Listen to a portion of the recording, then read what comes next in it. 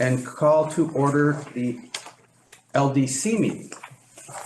And so you wanted to get an approval of the budget? Yes, and we could do the budget first. Okay. Before we go into the, And just so I understand, we need to do that this month? yes, because we have to submit Paris before the end of the month. Yes. All right, so let's get to that. Well, we gotta call meeting order, right? Oh, I'm sorry, yes. Can- Call the order. Jasmine, would you please take roll call? Yes, Tim Dean, Here. Mark Doyle, Yeah. Kathy Bauer, Amy Bondieri, Present. David Pacone, Here. Al Tojani, DJ Houston. Here. Okay, we have a quorum here, and we can use Amy in addition to that. Conflict of interest, if anybody has a conflict of interest for something coming before us, please state so now. The chairman has a prerogative to change the agenda and then do this later, so if you want to move that up, these particular matters up to you, so. And we can do them without her here? Well, yeah, you can also You do can- that without her here, because she, Nothing else requires a nothing vote. else requires Oh. a vote. Okay. Well, the minutes will require. So, Not only that, we have a quorum with, and No, but once Deidre leaves, we don't have a quorum in the room. But we did it for the meeting, the minutes in the last meeting is what Tom said. No, so as long as we have quorum in the room, We we can can use- use Amy, but once okay. there's quorum in the Right. room, we're not. right, cannot so use Amy. again, I just want to remind everybody of the conflicts, and if there is any. All right, so what I would like to do is move to the report of the committees. And Jamie, are you going to also handle this one? Yes, so we met last week, the three of us once again, we went over the budget. As you can see, it's got the 2023 audited results, the 24 budget that was approved last year, and our year-end estimates. And on the far right, we have the budget. 2024 was light, interest rates were high, not a lot of bond action, except the Bard College Art Center, I believe, was the only bonds that we did this year. Then, which is the one application fee of $1,000. Then we just go down and you have the narrative right behind it. You have the service contract between the county and the DCLDC for $450, the IDA professional service contract for $200,000. Then the private sector income, which is all the sponsors and ticket revenue from the Business Excellence Awards. That's line 6, and then it's almost a pass-through expense down below. Money comes into the event, then we pay for the event. And then you have the other, which is the fees for the local labor compliance.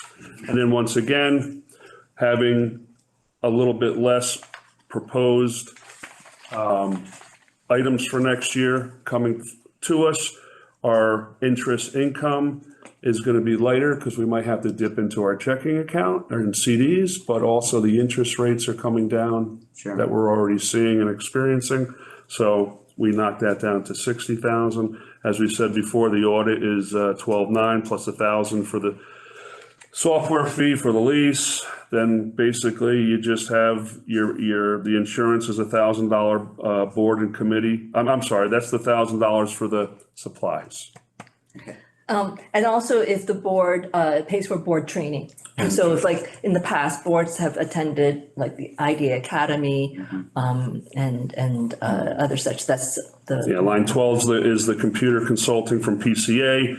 They've informed us there's going to be a slight increase with all our security and everything else. The $50,000 in dues, publication, subscriptions, budgeted amount, annual dues, publication, subscription costs that we pay for, 4,000 education training, equipment costs. There's the $65,000 in line 16. That's the cost of the planned events, which is offset by the private sector line above. $50,000 in marketing expenses for this year is line 18. Flip over to the last page of the narrative. The 572 in payroll represents a 3.5% increase is what the New York State Federal Labor Standards Act wants us to use. Yeah. So, so just real quick, typically we budget a 3% increase for cost of living for staff salaries, but the federal labor standard. labor standards is used as a 3.5. And so to be consistent with that, we've increased the staff salary by 3.5. Otherwise, we'd fall back and we'd have staff fall under To non-exempt. meet the exempt.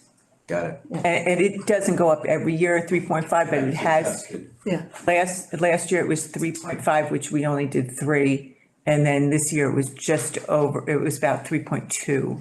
Okay. So to keep our So that employees floats, at an yep. exempt status, they have to have a minimum salary of. Correct. So all of our employees are exempt tax? no, so Jasmine is non-exempt. Okay. And she, yeah, so, yeah. Okay, so then we have our payroll taxes in line 22. Line 23 is the fringe benefits that each employee gets. That's the $24,000 bucket they're entitled to. 7,000 for service maintenance support for the phone system, which we've had some issues with lately. Postage, printing, 500. Professional fees, which you can see. Is that broken down at the It's at the bottom? bottom of Yeah, the- 27, you have staff line and low-key Brill and Roger. Connor, who's our video for the public hearings. And Kathleen Rothschild. So, then we have the, Professional service contracts, which is WEDC for the Entrepreneurial Assistance Center. And they're co-located with us and we pay them for those assistants. And then our marketing services with our firm, just as a note, is that it is, this year, we have to RFP, so we're currently RFPing for our marketing services. So which is currently with, currently we use DCI. DCI. not DCI. There's a lot of DCs. Nothing to do with Dutchess County. It took me a year to learn that. Right. Okay, so that's basically it. And $25,000 for the travel and meeting is an estimate based on planned travel, and the $10,000 for trade shows up above gives us a cash deficit or a loss of $437,674. As Tim has said, we've had healthy years. We have sometimes not healthy years. Our balance sheet remains strong. So if anybody has any questions. Yeah, we don't spend excessively when we have good years, and we Right. try and stay level to the extent that we can. So there's over 2.5 million in the bank. And yes, so what's the percentage of this increase overall? Year to year, do you know that? Of course, I probably could do that math myself. Percentage increase, what, revenue? From 113 to 125? the expenses, I'm sorry, Oh, expenses, I'm sorry. Of expenses of the overall budget. expenses. What is it, 7.5%, 8%? It's less than 10, right? 10. Okay, Which we also hired right. Yeah. We have a a new full-time. compliance officer to help us, Yes, which is much needed. So that's really the bulk of the increase, good point.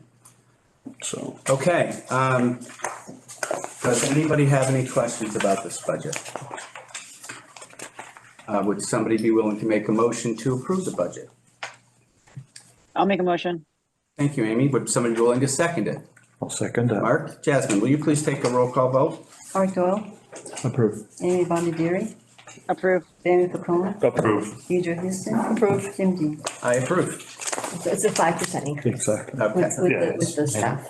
so that is the matters that require votes. And minutes. Minutes. Oh, Would somebody be willing to approve the minutes of the prior meeting? I will make the motion to approve the minutes of the prior meeting. I'll second. Okay, Jasmine, quickly, will you take that roll call vote? Approve. Amy Bondieri, Approve. Sammy Pacone, Approve. Deidre Houston, Approve. Tim Dean. Approved. Again, I apologize. It Oh, just- God. Against the clock. It's a long one. Yes. Sorry, Enjoy. it doesn't usually go this long. Okay, so let's back up and review the report of the treasurer, actually. Jane, would you like to cover that for us? Okay, looking at the balance sheet, we have 2.6 million in cash. Down in the liabilities, the accounts payable is just the payroll accrued that was paid on 10/1, but for September. Looking at the P and L, Right now, we have income of 518,000 to a budget of 995,000. So we're unfavorable by 477,000, but I mean, we're going to get the Dutchess County in, and then also is the IDA. Looking at expenses, we have 947,000 to a budget of 1,326,000. So we're favorable right now by 379,000. So right now, we're at a loss of 429,000 to a budgeted loss of 331,000. So we're unfavorable by 98,000. But as you can see in the estimated by, next to the budget here, you can see we're estimated to be favorable to budget. Great, thank you for that. Oh, yeah, favorable. Unfavorable. Right? We're going to be a loss of 298. Right, unfavorable. No, because we have more of a loss. Budgeted. We'd have a less loss. Oh, yeah, I'm just saying we're having a loss, period. Yeah, yes. I understand, yes, to budget. Yes, to Okay, budget. is there any unfinished business or new business? So I do have an announcement, is I have been named a power woman. Power woman. Power. I don't know how much power I wield, but power woman by, yes, by New York Moves magazine. And so they're going to be having an event in the city in November to honor the 25 power women across the US. Across the US? Across the US. So I went to a photo shoot earlier this month, and it was the COO of Ralph Lauren and the former Secretary of Agriculture. And I was like, oh, am I in the right room?